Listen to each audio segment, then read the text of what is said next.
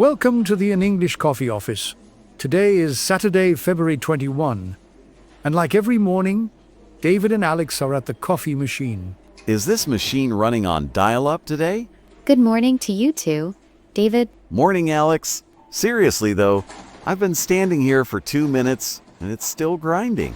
It's teaching you patience, something you clearly need before your 10 a.m. meeting. I don't need patience. I need caffeine. Big day ahead. I have to close that deal with the logistics firm in Chicago. The one you've been chasing for 3 months? That's the one. Speaking of logistics and travel, did you see the news in the New York Times yesterday? I saw a few headlines. Which one caught your eye? The piece about the first fully electric commercial transatlantic flight landing at JFK. Oh, the Silent Skies article? Yes, I read that. It's absolutely wild. They flew from London to New York on pure battery power. It is a significant milestone.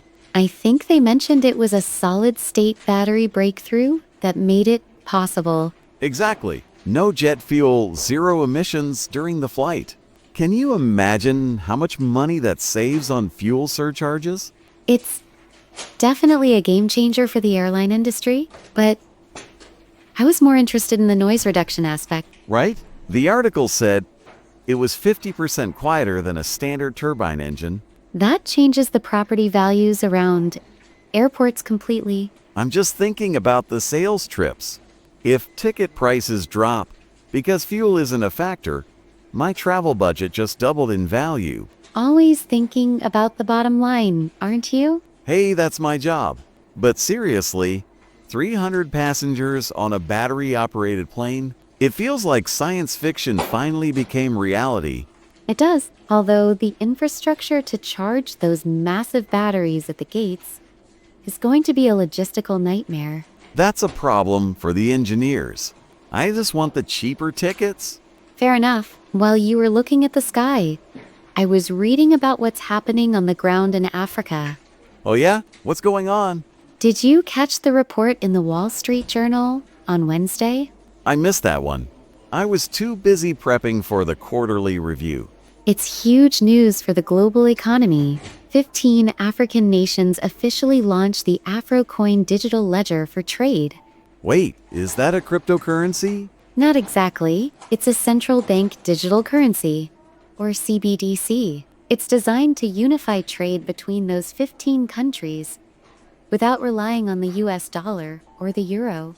That is huge. So they are bypassing the traditional SWIFT system. In a way, yes.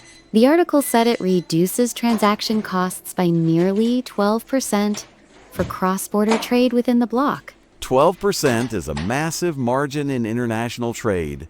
Exactly. It's going to streamline their imports and exports significantly. How is the market reacting?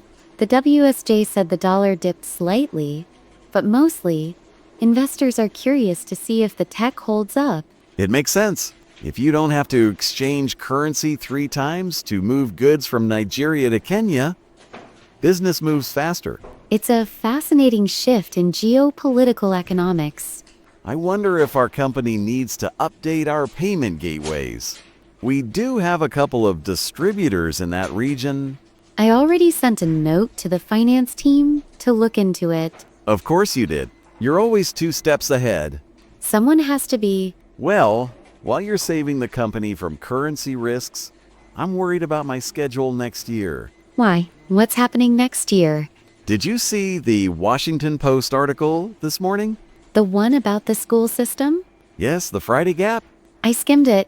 It's about the federal push to standardize the 4-day school week, right? That's the one. Apparently, 40% of districts have already adopted it. And now they want to make it federal policy. It aligns with the shift we are seeing in the corporate world.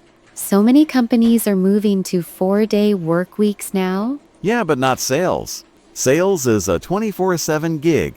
If my kids are home every Friday, my home office is going to be a zoo. The article did mention that childcare facilities are scrambling to offer Friday camps. Friday camp sounds expensive. It's a complex societal shift. On one hand, the data shows student burnout is down by 20%. That's great for the kids, But for working parents, it's a scheduling puzzle. The Post interviewed a few sociologists who think this will force a restructuring of the standard 9 to 5. It's already barely 9 to 5. It's more like whenever the client calls to whenever the email stops. True, but think about the traffic. If schools and 50% of businesses are closed on Fridays, your commute gets easier. That is a silver lining. Less traffic means I can get to my client lunches faster. Always the optimist. You have to be in my line of work. But seriously, the article said the test scores in the pilot programs actually went up. Yes, by 8% in math and reading.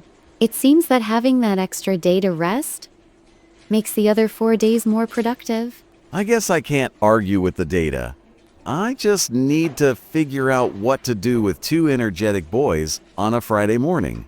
Maybe you can take them on one of those electric planes? Hey, a day trip to London? I don't think my commission check covers that yet.